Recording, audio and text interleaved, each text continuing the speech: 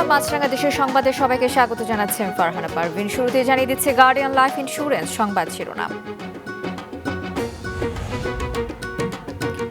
আখাউড়ার কালন্দে খাল দিয়ে 2 দশক ধরে দেশে ঢুকছে ত্রিপুরার বর্জ্য দূষিত পানি। চর্মরোগে আক্রান্ত হচ্ছেন স্থানীয়রা, ধ্বংস হচ্ছে জীববৈচিত্র্য।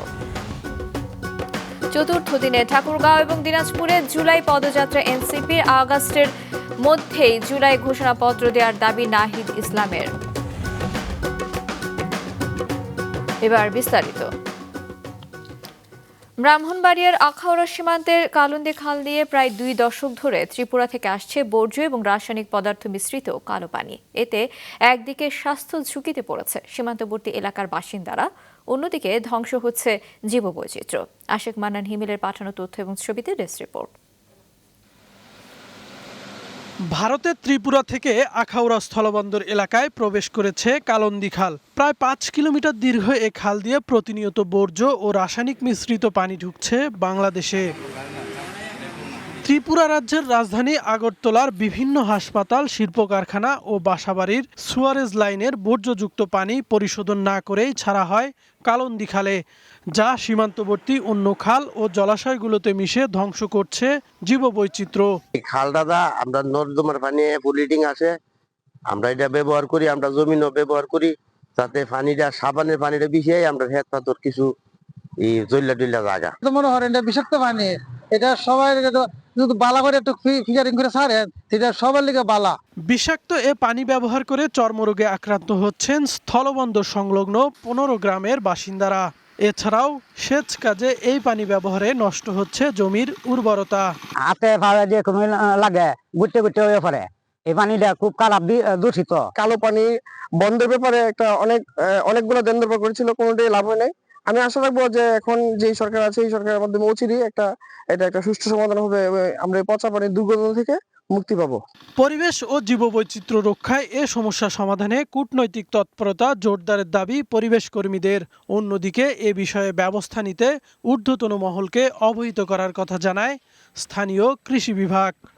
আমরা দীর্ঘদিন থেকে দাবি জানিয়ে আসছি যে এই পানিটা যেন অন্ততপক্ষে আমাদেরকে আন্তর্জাতিক আইন যেটা আছে সেই অনুযায়ী আমাদেরকে এই পানিটা দেওয়া হয়। আমরা এই বিষাক্ত পানি যেন আমাদেরকে তারা যেভাবে অবাধে বিষাক্ত পানি আমাদের দেশে আসছে সেটা যেন বন্ধ করে। এই জন্য আমাদের জেলা প্রশাসক মহোদয় এই বিষয়টা অবহিত আছেন।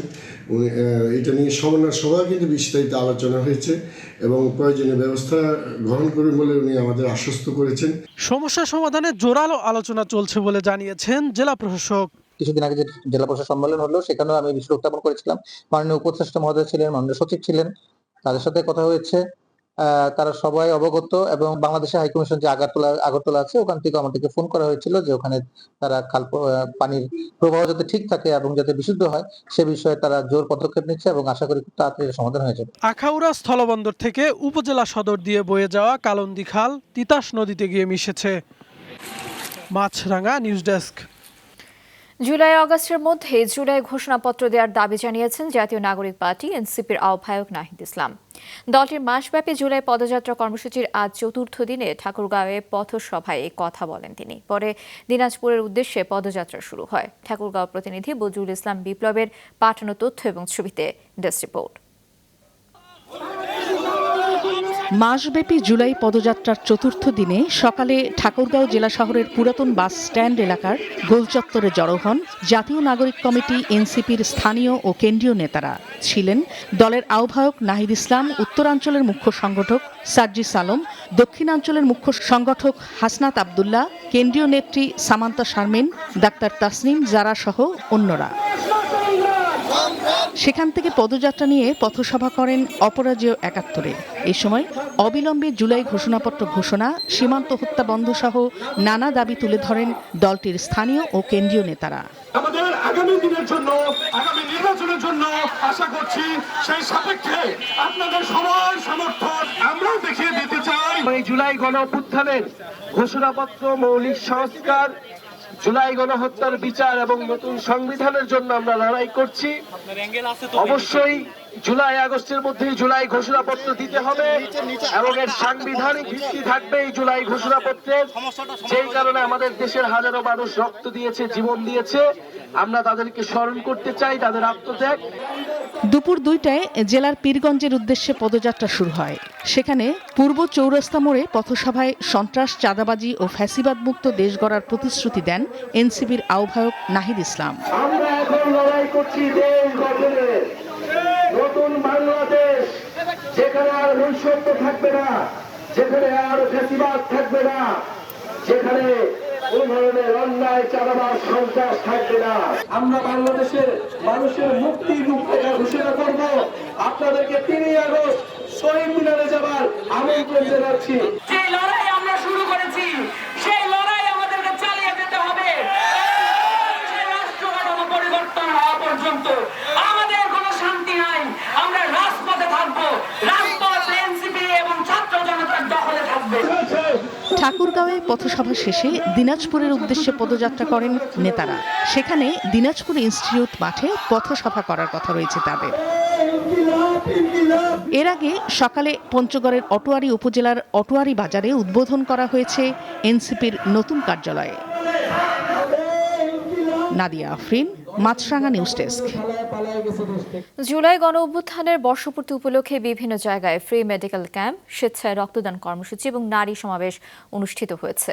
মুন্সিগঞ্জের সিরাজদিখান উপজেলার কুসুমপুর মাঠে জুলাই আগস্ট বিপ্লবের শহীদদের স্মরণে ফ্রি মেডিকেল ক্যাম্প এবং বিনামূল্যে ওষুধ বিতরণ কর্মসূচি পালিত হয়। এ সময় বিএনপি কেন্দ্রীয় নির্বাহী কমিটির স্বেচ্ছাসেবক বিষয়ক সম্পাদক মীর শরফত আলী সপু বলেন, বিএনপি ভারপ্রাপ্ত চেয়ারম্যান তারেক রহমানের নেতৃত্বে এবং দলের সর্বস্তরের মানুষের সম্মিলিত প্রচেষ্টায় জুলাই আগস্ট আন্দোলন সফল হয়েছিল। যশোর শহরের আমিনিয়া মাদ্রাসা মাঠে নারী সমাবেশ অনুষ্ঠিত হয়। পরে জেলা বিএনপির কার্যালয়ে স্বেচ্ছায় রক্তদান কর্মসূচি পালিত হয়। ব্রাহ্মণবাড়িয়াতেও ব্লাড গ্রুপিং এবং স্বেচ্ছায় রক্তদান কর্মসূচি পালন করে ডক্টরস অ্যাসোসিয়েশন অব বাংলাদেশ, ড্যাব। দেশের বিভিন্ন জেলায় বেড়েই চলছে ডেঙ্গুতে আক্রান্তের সংখ্যা। বরগুনার বিভিন্ন হাসপাতালে নতুন করে 86 জন ভর্তি হয়েছে। জেলায় রোগী শনাক্তের সংখ্যা দাঁড়িয়েছে ৩,291 জন। কুমিল্লায় নতুন করে শনাক্ত 75 জনের অধিকাংশই দাউদকান্দি উপজেলার বাসিন্দা। গেল 2 মাসে শুধু দাউদকান্দিতে আক্রান্তের সংখ্যা প্রায় 2,500-এ পৌঁছেছে। চাঁপাইনবাবগঞ্জ, নোয়াখালী, পটুয়াখালী এবং যশোরের নতুন করে প্রায় অর্ধশত ডেঙ্গু রোগী শনাক্ত হয়েছেন। বেসরকারি হাসপাতালে করোনা পরীক্ষার ফি নির্ধারণ করে দিয়েছে স্বাস্থ্য অধিদপ্তর। র্যাপিড অ্যান্টিজেন 500 এবং আরটি-পিসিআর পরীক্ষা 2,000 টাকা। চট্টগ্রামে গত 24 ঘন্টায় আরও 6 জন করোনা ভাইরাসে আক্রান্ত হয়েছেন। জেলা সিভিল সার্জন কার্যালয়ের তথ্যমতে শহরের 10টি হাসপাতাল এবং ল্যাবে 118 জনের করোনা পরীক্ষা করা হয়। এর মধ্যে 6 জনের করোনা শনাক্ত করা হয়। নতুন আক্রান্তদের সবাই শহরের বাসিন্দা। মোট 171 জন আক্রান্তের মধ্যে আছে 1 জন শিশু, 85 জন নারী এবং 85 জন পুরুষ। গত জুন মাসে চট্টগ্রামে করোনায় 7 জনের মৃত্যু হয়েছে। এদিকে কুমিল্লায় গেল 24 ঘন্টায় 6 জনের করোনা নমুনা সংগ্রহ করা হলেও নতুন কেউ শনাক্ত হয়নি। জেলায় এখন পর্যন্ত 20 করোনায় আক্রান্ত। রংপুর জেলা স্কুল মাঠে চলছে জামায়াতে ইসলামীর সমাবেশ। বিকেলে সমাবেশে রংপুর বিভাগের 33টি আসনে দলের প্রার্থী ঘোষণা করেন রংপুর জামায়াতে ইসলামের আমির আঞ্চলিক পরিচালক আব্দুল হালিম। দুপুর 12টার পর থেকে সমাবেশ স্থলে জড়ো হতে থাকেন নেতাকর্মীরা। বিভাগের বিভিন্ন জেলা উপজেলা থেকে জুমার নামাজের আগে সমাবেশ স্থলে উপস্থিত হন জামায়াতের কর্মীরা। তারা জেলা স্কুল মাঠে জুমার নামাজ আদায় করেন। সমাবেশে বক্তারা জাতীয় নির্বাচনের আগে স্থানীয় নির্বাচনের দাবি জানান। এছাড়া আওয়ামী লীগ সরকারের সময় নানা অত্যাচারের কথা তুলে ধরেন বক্তারা। সমাবেশে জুলাই অভ্যুত্থানের অন্যতম শহীদ আবু সাইদের বাবা এবং ভাই উপস্থিত হন। এছাড়া দলের আমির ডক্টর শফিকুর রহমান এবং কারামুক্ত নেতা এটিএম আজহার সহ কেন্দ্রীয় এবং স্থানীয় নেতারা বক্তৃতা করবেন। 24শে জুলাই আন্দোলনে বিজয়ী হওয়ার পর থেকে বাংলাদেশের মানুষ উজ্জীবিত হয়েছে এবং তারা বাংলাদেশ জামাতে ইসলামকে আগামী দিনে ক্ষমতায় দেখতে চায়। রাজধানী থেকে রান্নাঘর পর্যন্ত যেন আল্লাহর আইন প্রতিষ্ঠিত হয়, সকলের জন্য ইসলামী সুশীতল ছায়াতলে চলে, এজন্য আমরা দীর্ঘদিন ধরে আন্দোলন করে আসছি। অত্র এলাকার জনগণের দাবি তিস্তা মহাপরিকল্পনা বাস্তবায়ন এবং ইনসাফ ন্যায়ের বাংলাদেশ গড়া স্থানীয়ভাবে আমাদের এয়ারপোর্ট বড়ই প্রয়োজন, আমাদের সরকারি আলিয়া মাদ্রাসা বড়ই প্রয়োজন, আমাদের একটি কৃষি ইউনিভার্সিটি বড়ই প্রয়োজন। মৌসুমী বায়ুর প্রভাবে রাজধানীর সহ আশপাশের এলাকায় গত 24 ঘন্টায় 24 মিলিমিটার বৃষ্টিপাত রেকর্ড করেছে আবহাওয়া অধিদপ্তর। সারা দেশে আগামী কয়েকদিন বৃষ্টির প্রবণতা বাড়তে পারে বলে তথ্য দিয়েছে সংস্থাটি। আবহাওয়া অধিদপ্তরের সবশেষ বিজ্ঞপ্তিতে জানানো হয়েছে, মৌসুমী বায়ুর প্রভাবে খুলনা, বরিশাল, চট্টগ্রাম, রংপুর, রাজশাহী, ঢাকা এবং ময়মনসিংহ বিভাগের বিভিন্ন জায়গায় অস্থায়ীভাবে দমকা হাওয়া সহ হালকা থেকে মাঝারি ধরনের বৃষ্টি অথবা বজ্রসহ বৃষ্টি হতে পারে। পশ্চিম মৌসুমী বায়ুর সক্রিয়তার প্রভাবে সমুদ্র উত্তাল রয়েছে। এতে সমুদ্র বন্দরগুলোকে 3 নম্বর এবং নদী বন্দরগুলোকে 1 নম্বর স্থানীয় সতর্ক সংকেত দেখে যেতে বলা হয়েছে। এছাড়া নিম্নাঞ্চল এবং নদীবর্তী এলাকায় বন্যা ও জলাবদ্ধতার বিষয়ে সতর্ক থাকার পরামর্শ দিয়েছে পানি উন্নয়ন বোর্ড। গতকাল সন্ধ্যা থেকে আজ ভোর পর্যন্ত দেশের 5 জেলায় সড়ক দুর্ঘটনায় 11 জনের মৃত্যু হয়েছে। এর মধ্যে পাবনায় সাথিয়ায় বাস ট্রাক সংঘর্ষে 3 জন নিহত এবং 10 জন আহত হয়েছে। ভোরে উপজেলার ঢাকা পাবনা মহাসড়কের বহলবাড়ি এলাকায় এই দুর্ঘটনা ঘটে। পুলিশ জানায়, নারায়ণগঞ্জ থেকে পাবনাগামী একটি বাস বহলবাড়ি পৌঁছালে বিপরীত দিক থেকে আসা একটি মালবাহী ট্রাকের সঙ্গে মুখোমুখি সংঘর্ষ হয়। এতে ঘটনাস্থলে 3 জনের মৃত্যু হয়। এছাড়া ভোরে গোপালগঞ্জ সদরের ডুমদিয়া এলাকায় বাসের ধাক্কায় ইয়াসির মোল্লা এবং আরফান ফকির নামে 2 জন নিহত হয়েছেন। গতকাল মধ্যরাতে কক্সবাজারের চকরিয়ায় চট্টগ্রাম কক্সবাজার মহাসড়কে যাত্রীবাহী বাস নিয়ন্ত্রণ হারিয়ে খাদে পড়ে 2 জন নিহত এবং 6 জন আহত হয়।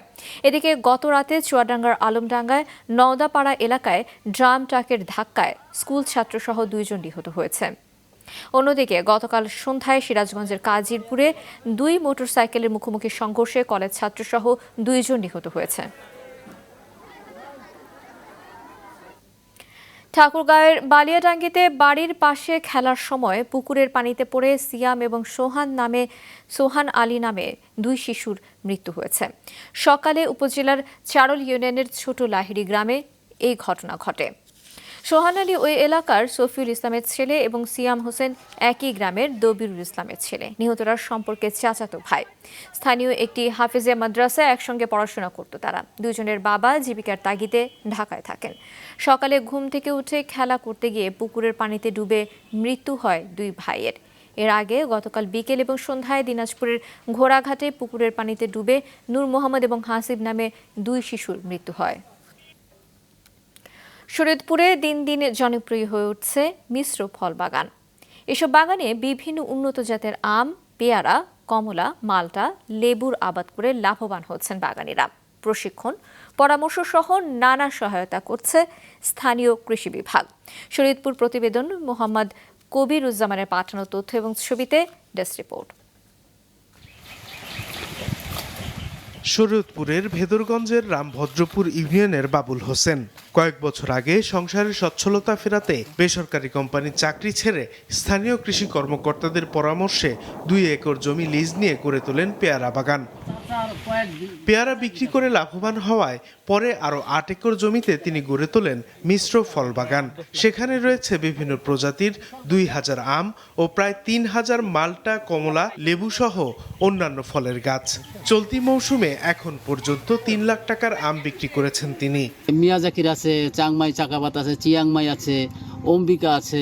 বছরে টোটাল আম, পেয়ারা, লেবু মিলে প্রায় 15 লাখ টাকার উপরে আসে আর কি। মিশ্র বাগান করে নিজে লাভবান হওয়ার পাশাপাশি এলাকার বেকার নারী পুরুষদের কর্মসংস্থানের ব্যবস্থা করেছেন বাবুল হোসেন। কাকার অশিলায় আম বাগানে আমি কাজ করি, দেখাশোনাও করি। বেকার কাজ, কোনো কাজ কাম নাই, করতাম কাম আছে করে দেওয়া যায়। আমাকে আমটামও দেয় খাইতে, আবার টাকাও দেয়। এমন দায়িত্ব রেলওয়ে ফলান দিয়ে চলি, লেখাপড়া করাই। শরীয়তপুরে মিশ্র ফল বাগান রয়েছে মোট 590টি। এসব বাগানে নিরাপদ ফল উৎপাদনে নিয়মিত প্রশিক্ষণ সহ নানা সহযোগিতা করছে স্থানীয় কৃষি বিভাগ। আমরা সার্বক্ষণিক তাদের সাথে থেকে পরামর্শ দিয়ে যাচ্ছি এবং যেন তারা উত্তম কৃষি পরিচর্যার মাধ্যমে এই উৎপাদন অব্যাহত রাখতে পারে। শরীয়তপুরের মিশ্র বাগানের ফল জেলার চাহিদা মিটিয়ে যাচ্ছে রাজধানী সহ দেশের বিভিন্ন এলাকায়। মাছরাঙা, নিউজ ডেস্ক। বিয়ের প্রস্তাব প্রত্যাখ্যান করায় যশোরের ঝিকরগাছায় শিশু এবং নারীসহ একই পরিবারের ৩ জনের উপর অ্যাসিড নিক্ষেপের ঘটনা ঘটেছে। গতকাল রাত ৮টায় এ ঘটনা ঘটে। অভিযুক্ত জসিম পলাতক। যশোর থেকে জেলা রিপোর্টার রাহুল রায়ের তথ্য এবং চিত্রের ডেস্ক রিপোর্ট। আহতদের পরিবার জানায়, অভিযুক্ত জসিম গদখালি গ্রামের জামাত আলীর মেয়ে রিপা খাতুনকে দীর্ঘদিন ধরে বিয়ের প্রস্তাব দিয়ে আসছিল। রিপা তার প্রস্তাব প্রত্যাখ্যান করায় ক্ষিপ্ত হয়ে জসিম জানালা দিয়ে তাকে লক্ষ্য করে অ্যাসিড ছুঁড়ে মারে। এতে রিপা, তার ভাই ইয়ানুর ও মা রাহেলা খাতুন দগ্ধ হন। হারপিকের বোতলে আনছিল, আনার পরে ও জানলার প্রথমেই ছিল, ওই বেশির অংশ উনার ওই ভাইয়ের গায়ে পড়েছে। পড়ার পরে আমাদের কিছু লোকজন ডাক দিলাম, সবার বললাম, বলার পরে আমরা হসপিটালে আসছি। তাদের চিৎকার শুনে প্রতিবেশীরা উদ্ধার করে প্রথমে ঝিকরগাছা উপজেলা স্বাস্থ্য কমপ্লেক্সে নিয়ে যান, কিন্তু অবস্থা গুরুতর হওয়ায় তাদেরকে যশোর জেনারেল হাসপাতালে স্থানান্তর করা হয়। শুনলাম যে ঘটনা, আমরা দৌড়ে গেলাম, যে দেখি সব অবস্থা, ঘর সব ধোঁয়া ধোঁয়া। এখন চিল্লাপাল্লা করে আমরা দৌড়ে যেয়ে দেখি যে ওদের গায়ে সব অ্যাসিড মারছে। সঙ্গে সঙ্গে আমরা সদর হসপিটাল নিয়ে এসে ভর্তি করাই, জরুরি বিভাগে নিয়ে এসে। আহতদের মধ্যে রিপার ভাই ইয়ানুরের অবস্থা গুরুতর বলে জানিয়েছে চিকিৎসক। বার্নের দিক থেকে বাচ্চাটা বেশি বার্ন হয়েছে, আর আমরা ভর্তি করে দিয়েছি। প্রয়োজনীয় ট্রিটমেন্ট এবং চিকিৎসাপত্র যা দরকার আমরা সেটা দিয়ে ভর্তি করে দিয়েছি। এর পরবর্তী যে ডিসিশন ট্রিটমেন্টের ব্যাপারে পরবর্তী ডিসিশন ডিপার্টমেন্ট নেবে। থানার ভারপ্রাপ্ত কর্মকর্তা জানান, অভিযুক্তকে গ্রেপ্তারে পুলিশের অভিযান অব্যাহত রয়েছে।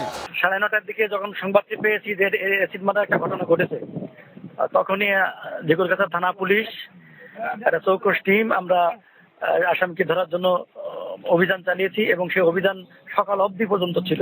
ভিকটিমের পিতা সে অভিযোগ করেছে, মামলা নেওয়ার পরীক্ষাধীন রয়েছে। আমরা চেষ্টা করছি এর মূল যে কালপ্রিট তাকে ধরার চেষ্টা অব্যাহত আছে। দগ্ধদের স্বজন ও এলাকাবাসী অভিযুক্তের দৃষ্টান্তমূলক শাস্তির দাবি জানিয়েছেন। সিফাত রহমান, মাছরাঙা, নিউজ ডেস্ক। কুমিল্লার মুরাদনগরে নারী নিগ্রহের ভিডিও সামাজিক যোগাযোগ মাধ্যমে ছড়ানোর নেপথ্যে রয়েছে শাহপরান এবং তার ভাই ফজর আলীর বিরোধ। ফজর আলীর ওপর প্রতিশোধ নিতেই পুরো ঘটনা সাজিয়েছিলেন তারই ভাই শাহপরান। সকালে রাজধানীর কারওয়ান বাজারে র্যাবের মিডিয়া উইং সংবাদ সম্মেলনে এসব কথা জানায়। র্যাব 11-এর একটি দল গতকাল বুড়িচং থেকে মূল হোতা শাহপরানকে গ্রেপ্তার করে। দুই ভাইয়ের মধ্যে এটা দ্বন্দ্বেরও সৃষ্টি হয়। শাহজালাল কর্তৃক শাহপরানকে হেনস্থা করা হয় এবং মারধরও করা হয়। মূলত শাহপরান জানতো যে তার ভাই যাবে, বিভিন্ন কারণে যায়, অ্যাট দ্য সেম টাইম তার সাথে ওই মহিলার সাথে উত্ত্যক্ত করে আসছিল। সেইভাবেই এই শাহপরানের লোকজন ভিকটিমের ঘরে প্রবেশ করে এবং তাকে বিবস্ত্র করে ভিডিও ধারণ করে সেটা পরবর্তীতে সোশ্যাল মিডিয়ায় ছড়িয়ে দেয়। পটুয়াখালীতে মাদক ক্রিস্টাল মেথ সহ 4 জনকে আটক করেছে মাদক নিয়ন্ত্রণ অধিদপ্তর। গতকাল দিনভর অভিযান চালিয়ে জেলার কলাপাড়া উপজেলার বিভিন্ন স্থান থেকে 8 গ্রাম ক্রিস্টাল মেথ সহ 2 মাদক ব্যবসায়ী এবং 73 পিস ইয়াবা সহ 2 জনকে আটক করা হয়। এ বিষয়ে সংবাদ সম্মেলনে জেলা মাদক নিয়ন্ত্রণ অধিদপ্তরের উপপরিচালক জানান, উপকূলীয় নৌপথে মাদকের ছড়াছড়ি চলছে এমন সংবাদের ভিত্তিতে অভিযান চালিয়ে তাদের আটক করা হয়। আটককৃতদের বিরুদ্ধে মাদক বিরোধী আইনে মামলা করে পুলিশের কাছে হস্তান্তর করা হয়েছে। ব্রাহ্মণবাড়িয়ায় চলতি অর্থবছরে প্রণোদনা কর্মসূচির আওতায় নার্সারিতে অভিযান চালিয়ে 1500 পরিবেশ বিধ্বংসী আকাশমণি এবং ইউক্যালিপটাস গাছের চারা ধ্বংস করেছে প্রশাসন। শহরের পুনিয়াউট এলাকায় বরিশাল নার্সারিতে অভিযান পরিচালনা করেন civil surgeon doctor Mohammad Noman Mia. এ সময় জেলা কৃষি সম্প্রসারণ অধিদপ্তরের উপপরিচালক ডক্টর মোস্তফা ইমরান হোসেন, সদর উপজেলা নির্বাহী কর্মকর্তা সিফাত মোহাম্মদ ইশতিয়াক ভুইয়া, সদর উপজেলা কৃষি অফিসার শাহানা বেগম সহ অন্যান্যরা উপস্থিত ছিলেন। প্রতি চারার জন্য ক্ষতিপূরণ হিসেবে নার্সারির মালিককে 4 টাকা করে দেওয়া হয়েছে। বাগেরহাট সরকারি বালক উচ্চ বিদ্যালয়ের সামনে ময়লা ফেলার প্রতিবাদে এবং বন্ধের দাবিতে মানববন্ধন করেছে শিক্ষার্থীরা। দুপুরে বাগেরহাট পৌরসভার সামনে সড়কে জড়ো হয়ে মানববন্ধন করেন সরকারি বালক উচ্চ বিদ্যালয়ের প্রাক্তন এবং বর্তমান শিক্ষার্থীরা। এ সময় বক্তারা অভিযোগ করেন, দীর্ঘদিন ধরে পৌরসভার বিভিন্ন এলাকায় বর্জ্য বিদ্যালয়ের সামনে স্তূপ করে রাখা হচ্ছে।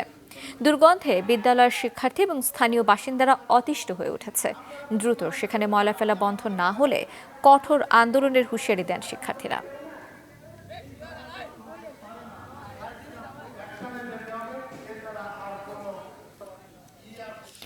ভোলার তজুমউদ্দিনের স্বামীকে আটকে রেখে স্ত্রীকে দলবদ্ধ ধর্ষণ মামলার প্রধান দুই আসামি আলাউদ্দিন এবং ফরিদ উদ্দিন সহ 3 জনকে গ্রেপ্তার করেছে পুলিশ। পুলিশ জানায়, গতকাল দুপুরে তজুমউদ্দিনের কামারপট্টি এলাকা থেকে তৃতীয় ব্যক্তি রাসেলকে আটক করা হয়। এর আগে বুধবার রাতে মামলার 2 নম্বর আসামি ফরিদ সহ প্রধান আসামি আলাউদ্দিনকে নোয়াখালী হাতিয়া থেকে গ্রেপ্তার করা হয়েছে। আসামি ফরিদ আদালতে 164 ধারায় স্বীকারোক্তিমূলক জবানবন্দি দিয়েছে। এর আগে র্যাব বুধবার দুপুরে মামলার 5 নম্বর আসামি মানিককে ইলিশা লঞ্চঘাট এলাকা থেকে গ্রেপ্তার করে।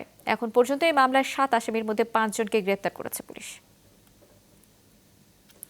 ব্রাহ্মণবাড়িয়ার আশুগঞ্জে অবৈধ সীসা কারখানায় অভিযান চালিয়ে 3 চীনা নাগরিক সহ 6 জনকে কারাদণ্ড দিয়েছে ভ্রাম্যমাণ আদালত। গতকাল বিকেলে উপজেলা নির্বাহী কর্মকর্তা এবং নির্বাহী ম্যাজিস্ট্রেট রাফে মোহাম্মদ এই ভ্রাম্যমাণ আদালত পরিচালনা করেন। আটককৃতদের প্রত্যেককে 15 দিন করে কারাদণ্ড দেওয়া হয়। এ বিষয়ে পরিবেশ অধিদপ্তরের পরিদর্শক রাকিবুল হাসান জানান, সোনারামপুর এলাকায় পরিবেশ অধিদপ্তরের ছাড়পত্র ছাড়া অবৈধভাবে সীসা কারখানা স্থাপন করে ব্যবসা পরিচালনা করছিল তারা। কারখানায় সীসা গলানোতে পরিবেশের ওপর মারাত্মক প্রভাব পড়ছিল। বিষয়টি জানতে পেরে এই অভিযান পরিচালনা করা হয়। বান্দরবানের রুমা উপজেলার দুর্গম পাহাড়ে সেনাবাহিনীর অভিযানে কেএনএন এর কমান্ডার সহ 2 জন নিহত হয়েছে। রুমা সেনা জোন থেকে দেয়া এক প্রেস বিজ্ঞপ্তিতে জানানো হয়, গতকাল ভোরে গোয়েন্দা তথ্যের ভিত্তিতে উপজেলার পলিপাংশা মুলফিপাড়া এলাকায় অভিযান শুরু করে সেনাবাহিনী। এ সময় সেনাবাহিনীর উপস্থিতি টের পেয়ে কেএনএন এর সদস্যরা পালানোর চেষ্টা করলে উভয় পক্ষের মধ্যে গুলি বিনিময় হয়। গোলাগুলির এক পর্যায়ে পুটিং নামে কেএন এর মেজর পর্যায়ের একজন এবং সশস্ত্র শাখার এক সদস্য নিহত হন। পরে ঘটনাস্থল থেকে 3টি সাবমেশিন গান, একটি রাইফেল, বিপুল পরিমাণ গোলাবারুদ এবং কেএন এর গুরুত্বপূর্ণ নথি উদ্ধার করে সেনাবাহিনী। মাছরাঙা দেশের সংবাদ শেষ করার আগে গার্ডেন লাইফ ইন্স্যুরেন্স সংবাদ শিরোনামগুলো আরও একবার।